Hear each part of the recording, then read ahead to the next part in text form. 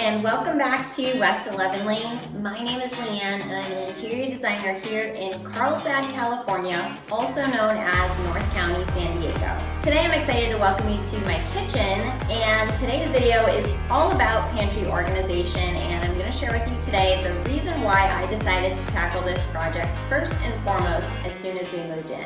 And if you're wondering if you can do the same just as easily, the answer is yes. And I'm going to share all my designer tips with you today so that you can do just that.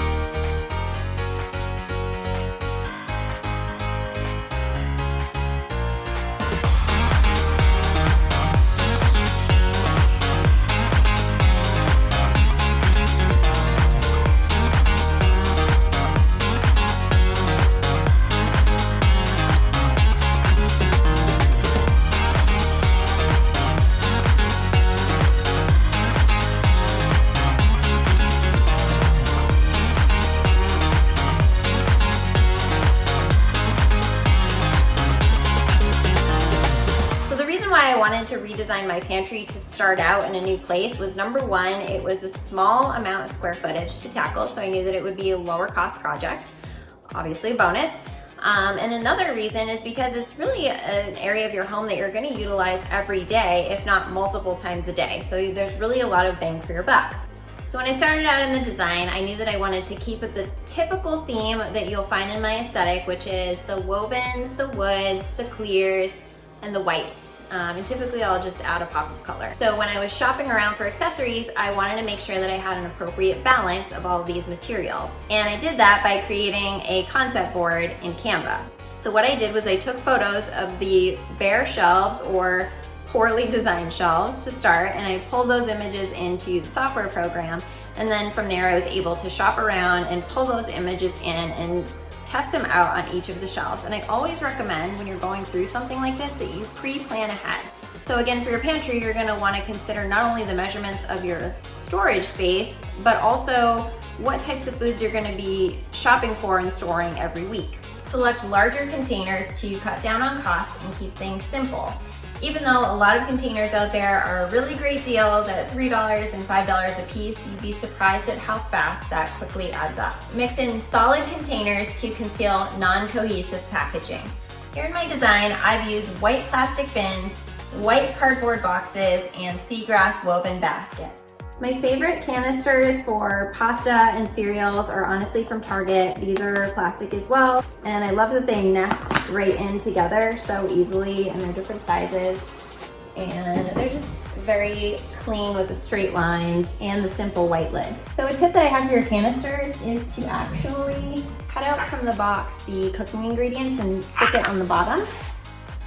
So that way you're not lost when it's time to cook. Put your labels on top of your containers. I love this tip personally as a designer just because it lends a very clean look and you can still access details on what exactly is in each container. My next tip for today is to consider prime real estate, and this is kind of a two-part series where number one, you want to think about the things that you're not using very frequently and put them way up high and even maybe way down below. That's a trick that they use in the grocery store when they want you to purchase things right in front of your face. So again, when you're using those same items all the time, you want to make sure that they're easily accessible right in front of you. So the second part of that is, consider if you have pets or young children, you want to make sure that the things that they can access are not, number one, breakable, number two, creating a safety hazard, and number three, things that you don't want them eating when you're not looking. So for example, obviously keeping glass pieces out of reach, I actually incorporated these really fun canisters from the Container Store. These are made by OXO, and I love them because, again, they're plastic,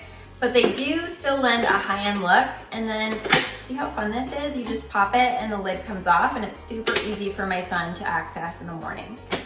And that being said, another tip is, for me personally, I like to avoid putting appliances in my pantry. I love to put those types of pieces behind closed doors in my cabinets. So hopefully you can see me in here. So these are our backup dishes that are from our old set that is now incomplete, but they'll be great for holidays when everyone comes around again.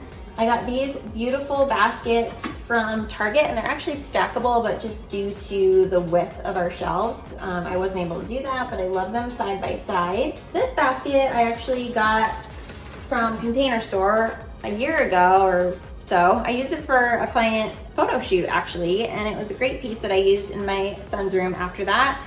But it was great to rework that piece into my pantry because I know a lot of people have used these baskets in their own pantries, and again, with the light wood and white. This bowl we actually had in our old place, and we used to put produce in it on the table, which is great to be able to rework that. This white box, I actually have used this in my office as well. It's literally only $5 from IKEA. It's not a piece that I would select if I was, you know, gonna be taking that down all the time.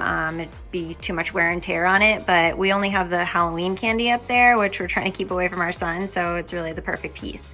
My last tip of the day is to display the pretty things, meaning accessorized. So be creative and look around your home and find things like glass pitchers, cookbooks, kitchen tools that you maybe don't utilize all the time, like dessert trays, extra chopping boards, whatever you have on hand really that is aesthetically pleasing and makes you happy when you look at it. This book by Curtis Stone, first of all, it's a phenomenal book, but I actually met him in person. He signed this book for me.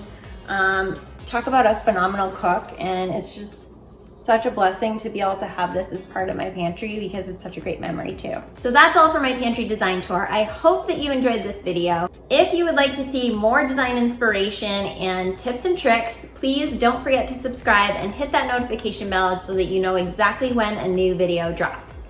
Thank you so much for watching, and I will see you in the next video.